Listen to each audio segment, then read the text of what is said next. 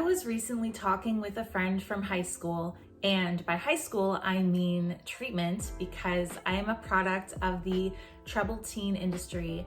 And we were talking about our experience together in a girls' therapeutic boarding school and what our lives have become since then. Now, the troubled teen industry is a bit of a stigmatized nickname for what is the adolescent treatment industry.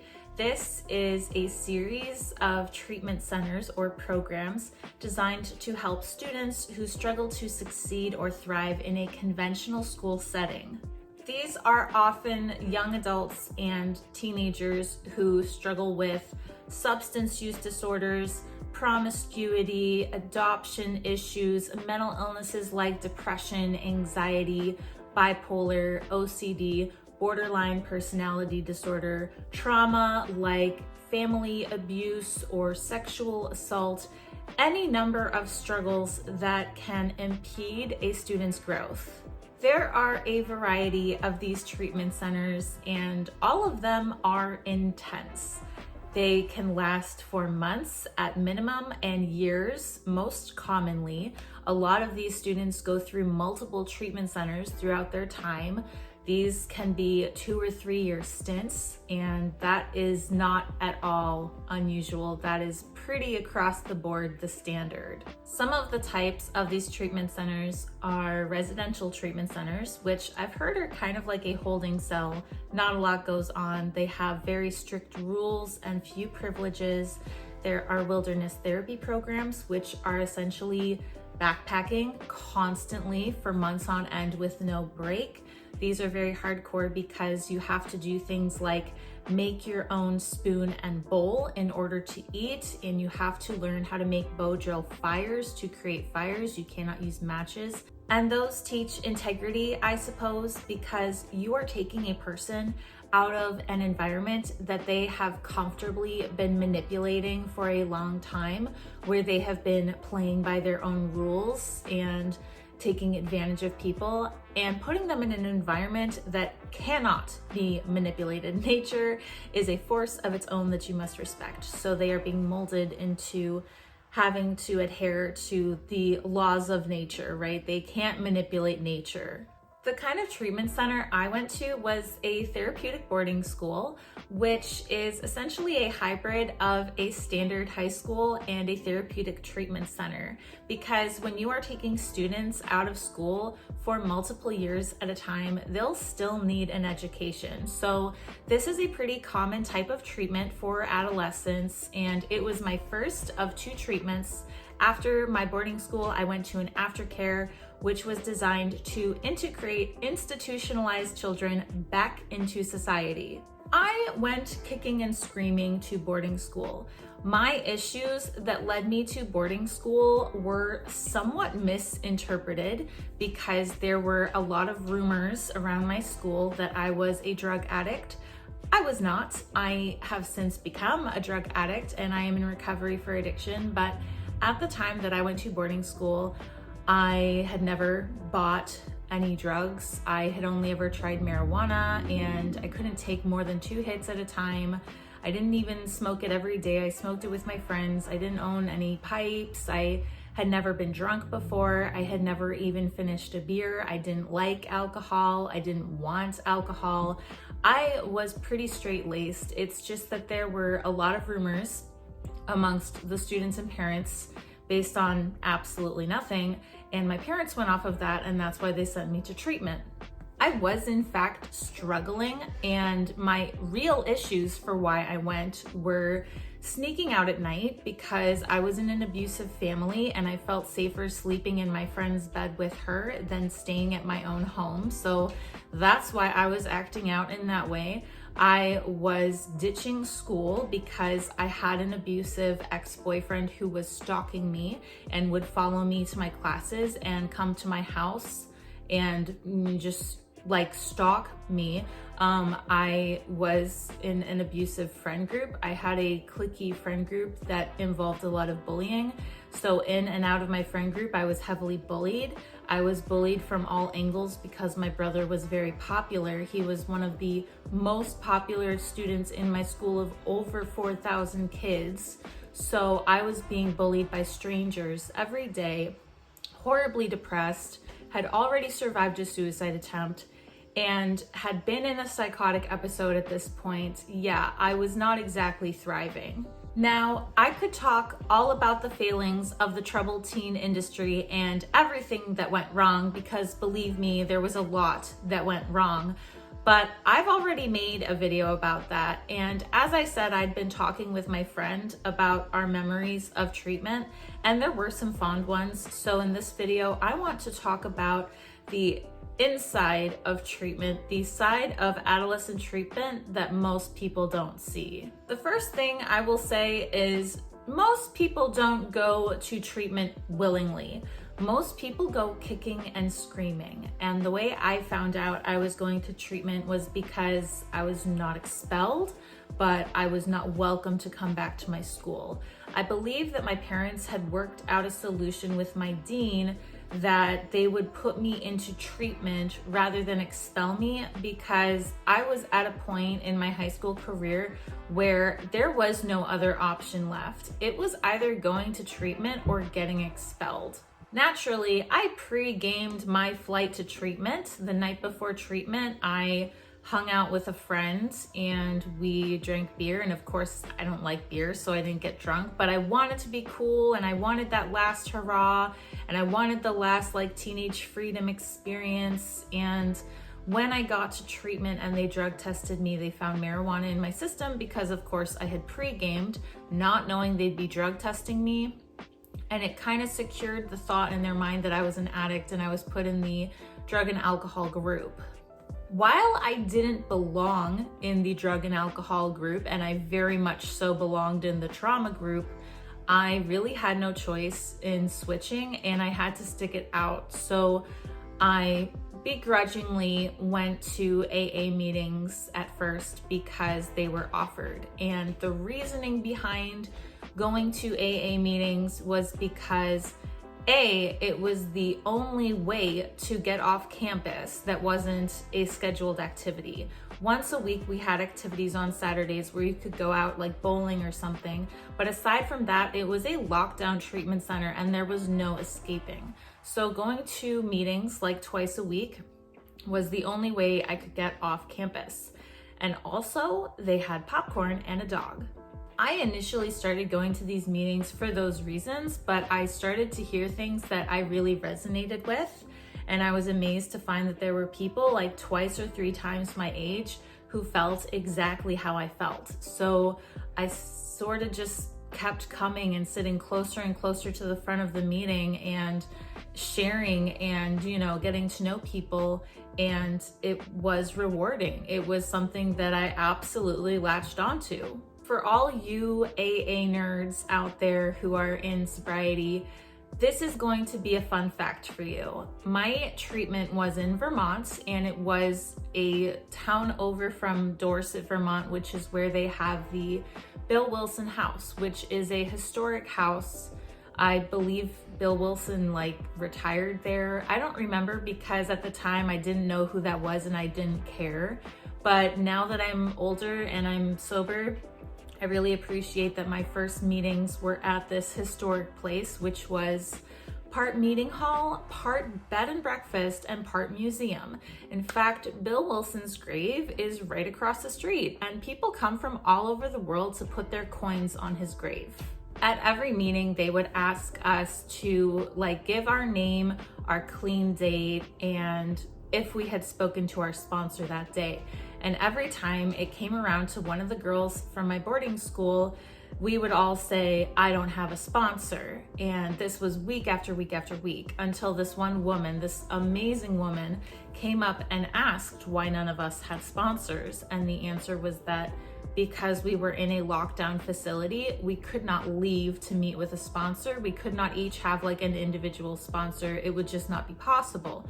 And this woman volunteered to be our group sponsor and come into our school once a week to read the book to us. So that was my first exposure to the steps, and I got a lot out of it. In fact, it was the first big book I ever got, given to me by her. I still have it over there.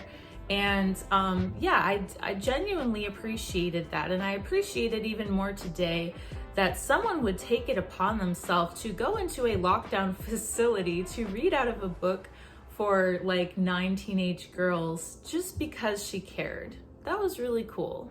Another really cool part of treatment was the classes, because since it was so small and because it was therapeutic and designed to help us recover, our classes were very lenient and there was a lot we could do in our, curriculum.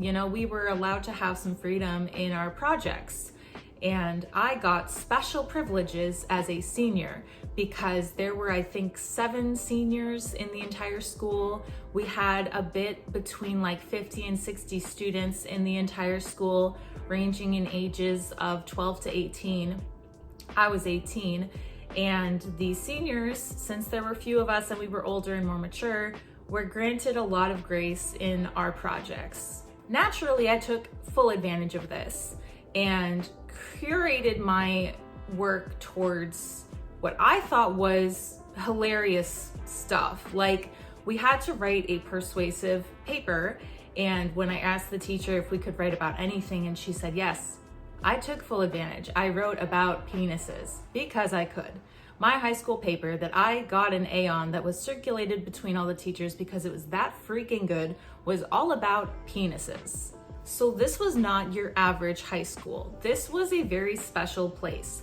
We had the conventional classes of science and math and economy, but we also had French, where our teacher would play French movies like Amélie for us and celebrate Mardi Gras with us. And we had poetry class where we learned different formats of poetry like sestinas and villainettes, and we created a zine of all of the students' poetry. We had an art class that was predominantly art therapy based, so all of our art projects were rooted in therapy. I thrived in this setting. It was the first time that I actually excelled in school. And because I have a learning disorder related to math and have never been able to succeed in math in any other school setting, I actually had my own tutoring where I was taken out of my normal math class to have my own class one-on-one with a teacher to spend the entire semester just learning one thing. But it was the only time in math that I could even learn anything at all. They gave me so much attention and care to ensure that I could actually succeed in school. Of course, we had a lot of rules. It wasn't just boarding school. Like I said, it was treatment. So we had to meet for therapy once a week. We had family phone calls with our therapists. My family was struggling because my parents were going through a divorce. So I had a bit of a unique situation where I had 2 separate family calls, which other students were jealous of, but I certainly didn't find any joy in it. I would have rather had one family phone call if it meant my family was still together. Still, we had therapy in so many different forms. There was EMDR for the students with trauma, which is eye movement desensitization and reprocessing therapy. It is a type of therapy used for trauma to neutralize memories so that they aren't as triggering. Then we had core groups, which we met with after breakfast before classes. And of course, mine was the drug and alcohol group, although I still believe I was in the wrong group because like I said, had never even been drunk. However, I fit in well enough because I liked the AA meetings and I got a lot out of it. And it did ultimately lead to me getting sober as an adult when I actually did fall into an addiction. I just don't feel that it was appropriate at that time. My sister was in the self-esteem group, and that was for students who struggled with body image, with eating disorders, with self-harm. There was the adoption group. There were other, the trauma group. There were all these different groups that were specifically for each type of reason that a student was there. We did have a lot of rules, and if you didn't follow the rules, you got a check minus. You got a check plus if you did something right, and a check minus if you didn't follow the rules. There were a lot of different ways to get check minuses and a lot of different consequences for check minuses. For instance, if you had multiple piercings, you would get a check minus. If you had colorful hair like I do right now, you would get a check minus. Until you corrected that, you would keep getting check minuses. So every day that you would continue to have multiple piercings in, you would get a check minus. And I knew a girl who just allowed this, like she didn't care, she didn't mind the consequences because she had so many freaking piercings, there was no way she was taking them out. And basically the consequence for that would be not being allowed to go on the weekend activities. So things like privileges would be taken away, and privileges could look like doing activities inside and outside the school, things like that. There were a lot of different ways that you could either follow the rules and earn privileges or not follow the rules and lose them. Because we lived there year-round, 24/7, weekends and every day, we had activities outside of school. It wasn't all school, it couldn't possibly all be school. So we could go to church on Sundays, and we were involved in the youth group at church. We did like a talent show at a spaghetti dinner, and we volunteered for that. On Saturdays, I really enjoyed the scrapbooking class, and we were all given composition notebooks, and we would just kind of collage in our notebooks. We had trunks. They were like lock boxes for all our valuables because, of course, we had kleptomaniac issues at the school, and we would cover them with magazine coverings and stickers and Mod Podge to like create a collaged trunk and have something personalized because, of course, there was very little you could have personalized. Naturally, we had a school uniform, and this was a polo shirt with the school emblem and just regular pants because the girls had fought against wearing khakis, saying that they had body image issues. So it was just like a polo and jeans. You weren't allowed to wear sweats with your school uniform. And aside from that, the sweats were school issued because outside of school, you still had a uniform. You had a rec uniform, which was a t-shirt, a crew neck sweatshirt, a fleece jacket, shorts, and sweatpants. And this was the only thing you were allowed to wear outside of school. Unless you were going into town on an outing, you were not allowed to wear street clothes. You could only wear one of two school uniforms. It's interesting what things become cool when you're in a lockdown facility for years like that. I really enjoyed the skip bow tournaments we would have because there's little to no entertainment after class. Like, days on end, you could either pile in the common area to watch some shitty TV show that one person picked, or you could, play skip bow. So we all got into skip bow, and it was like the thing, when you'd go home on spring break, you'd buy yourself a deck so you could be cool, and you'd come back to school, you'd have to write your name on every single card because that way no one would mistake your deck for theirs. And we would have these tournaments where we would gamble things like, journals and bras, because it's a girls' school. What else would you gamble? Sometimes we would get really stir crazy. And I remember one time being so stir crazy that I just went from room to room, like slapping my belly, making gorilla noises, like just silly things because you're locked up for so long with the same people. And of course, not everyone gets along. So there'd be cat fights all the time, girls having screaming matches in the hall, having to be pulled apart by the aides, and constantly monitored, having supervision by the staff 24/7.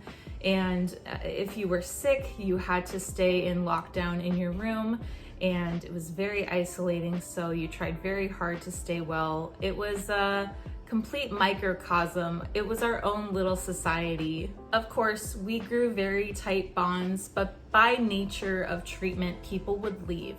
People would come and go throughout the school year, and people would leave. They would either graduate out of treatment or they would move on to a different treatment. As I said, I went to a second treatment, and that one I will not talk about in this video because it was heavily abusive, and I want to keep things positive. I didn't appreciate it at the time because who wants to go to treatment? But I loved my boarding school and I look back on it as a positive experience. I'm still somewhat friends with a lot of the girls from there and we keep in touch on Facebook. But those bonds that you have while you're there are really important because these are girls who will understand you in ways that your friends outside of treatment never could. If you've been in an abusive family and none of your friends outside of treatment understand what that's like, you are guaranteed to find multiple people in treatment who have been through what you've been through and understand. So that's what was most special about my treatment, was being with people who understood, being able to be a kid, to just let loose, but not in a destructive way, to enjoy making art and enjoy writing poetry and have a second chance at being a good kid. Yeah, people bash on the troubled teen industry, and rightfully so, because as I said, my second treatment was incredibly abusive and just wiped away all the progress I'd made, absolutely eradicated any progress I made. I left that second treatment worse off than when I went into treatment to begin with. Like, they fucked me up. But this treatment, the boarding school, was a godsend. And there are treatments like that that are actually healthy and helpful. And yeah, you might not want to Google it because there's some sketchy stuff about it online, but from my experience, it helped a great deal. And I'm really grateful that I got to spend my senior year of high school in a lockdown facility. Anyway, that's all I have for you this week. I'm really appreciative of anyone who sticks through to the end to watch my videos. Thank you for your support. As always, please like, comment, and subscribe if you would like to support my content. I put out videos every Monday and Thursday, so you can look forward to the next one coming soon. Thank you. Bye.